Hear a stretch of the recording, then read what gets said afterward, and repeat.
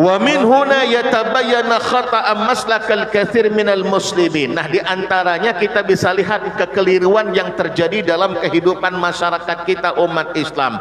La siyama fi hadhil azminah, apalagi pada waktu-waktu saat ini, allati sya'a fiha tanaqud fi ayatin nas. Ini bertolak belakang. Islam menganjurkan kalau kita lihat ujar Sidin at-tasydid fi ijtinabil manhiyat, ditekankannya agar kita meninggalkan perkara yang dilarang oleh Allah.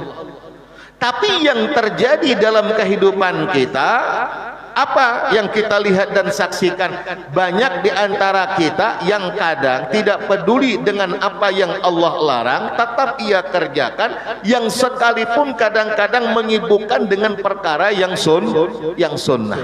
Nah, ini dikata beliau, indama najidhum yahrusuna ala fi'li ta'ati wal wajib wa rubbama tashaddadu fi iltizamil mandub wal mustahab. Kita berkesangatan untuk melakukan perkara yang sunnah. Berkesangatan artinya berambisi kuat untuk melakukan perkara-perkara yang sunnah. Wa bainama najidhum yatasahhaluna fil manhiyat, tapi kita mendapati mereka kok enteng betul melakukan dosa. Kadang ada rasa takutannya dengan apa yang Allah larang. Lihat dalam salah satu kitab, kita kadang-kadang memang beliau mengingatkan di dalam kitab itu ada Al-Quran, ada ayat yang menyebutkan, saya lupa ayatnya, tapi maknanya kurang lebih bahwa Allah akan ampunkan dosa dan kesalahan dengan ketaatan yang kita lakukan. Hadis yang kita pernah kaji, hadisnya kalau tidak khilaf daripada kisah yang mengisahkan Sayyidina Mu'adz bin Jabal pada waktu dan di saat ketika meminta nasihat kepada Rasulullah, ya Rasul, dullani ala amalin yuqarribuni ilal jannah wa yuba'idni minan nar. Tunjukkan padaku satu amalan yang dapat mengantarkan aku kepada surganya Allah dan menjauhkan aku dari nerakanya Allah. Ujar Rasul, apa? Lihat tiga. Ittaqillah haitsuma kunta, bertakwalah engkau kepada Allah kapan dan dimanapun. Wa atba'an, yang kedua, wa atbi'is sayyi'atal hasanata tamhuha. Di ketaatan dapat menghapuskan dosa. Ini dalil hadisnya. Kalau ayat Al-Quran ada, saya lupa ayatnya, bahwa ketaatan itu dapat melebur dan menghapuskan dosa kita. Tapi ingat, ujar Sidin, dalam kitab itu kita pernah temukan, ingat, jangan terkecoh dengan ayat ini, dengan dalil ini, sehingga kita bermudah-mudah dalam melakukan dosa. Karena orang kadang-kadang bermudah-mudah dalam melakukan dosa. Yatasahhalun, enteng kok dosanya, ndak apa-apa, kecil juga halus juga kada ganal. La saghirata ma'al israr wala kabirata ma'al istighfar. Halus dosanya, tapi amun dilakukan berulang-ulang, berkali-kali dengan senantiasa kita lakukan, ganal juga jadinya. Ibarat pepatah apa, sedikit-sedikit lama-lama jadi bukit aja. Halus juga dosanya, dilakukan. Awas, kata beliau, jangan mengentengkan dosa. Ini yang terjadi satu kesalahan.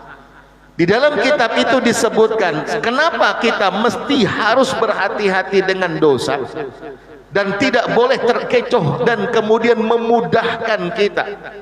Bukan berarti kita tidak yakin dengan ayat, kita percaya Al-Quran menyebutkan itu, hadis juga menyatakan bahwa kebaikan dan ketaatan dapat melebur daripada dosa. Benar, kita tidak ragukan. Umpama ketika kita melihat hal yang diharamkan oleh Allah, kada halal tapi kita lihat itu dosa. Kalau itu dosa, mata kita sudah melihat hal yang diharamkan, ada dosa sudah. Dalam hadis, ketika kita berwudu, air wudu itu dapat menghapuskan, menggugurkan dosa-dosa kecil kita. Itu sebab ulama menyebutkan dosa yang diampuni itu dosa kecil dengan ketaatan, dengan kebaikan.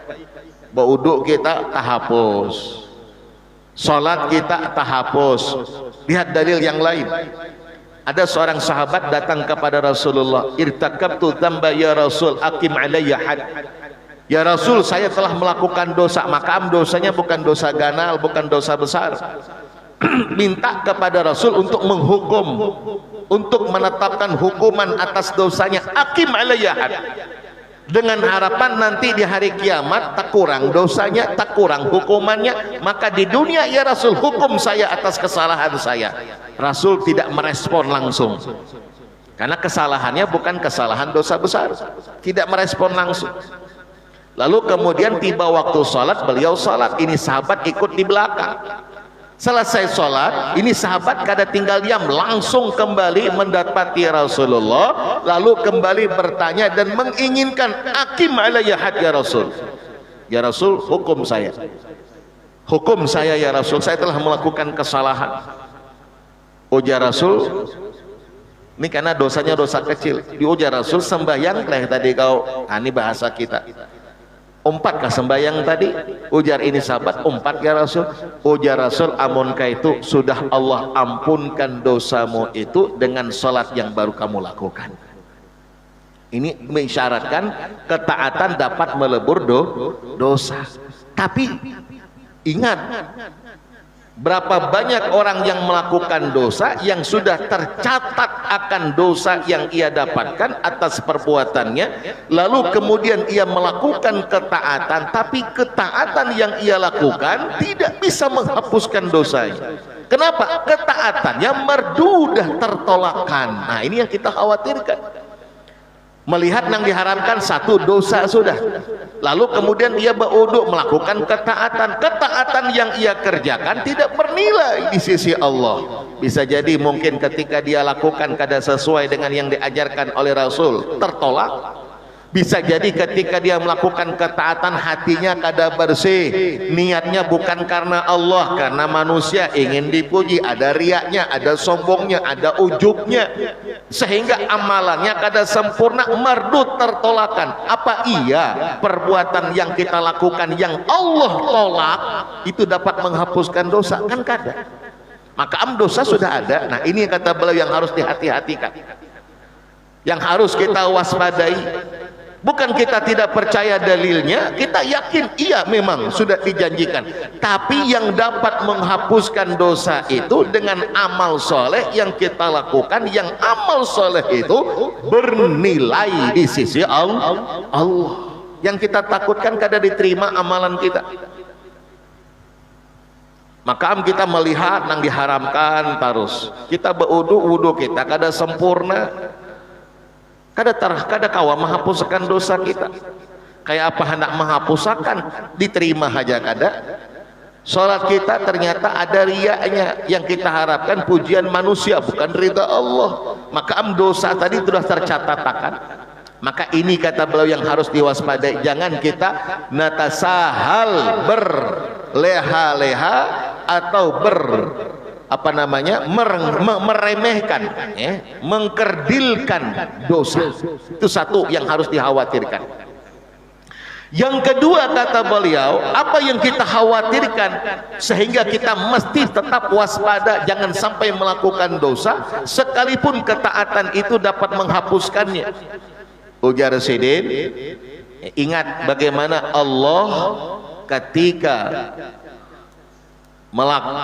iblis laknatullah alaih tidak taat kepada perintah Allah, itu dosa. Saat ketika ia melakukan dosa, lalu kemudian kada hendak mendapatkan ampunan daripada Allah, sehingga terusir, terlaknat, terkutuk daripada rahmat Allah. Nah, ini yang kita takutkan.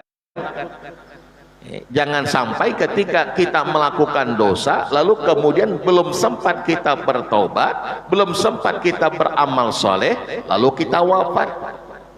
Ini yang ditakutkan. Maka ujar Sidin lagi-lagi, jangan sampai kita terlena atau berleha-leha atau mengkerdilkan hal yang dilarang, sehingga itu kita lakukan yang semestinya kita justru tinggalkan.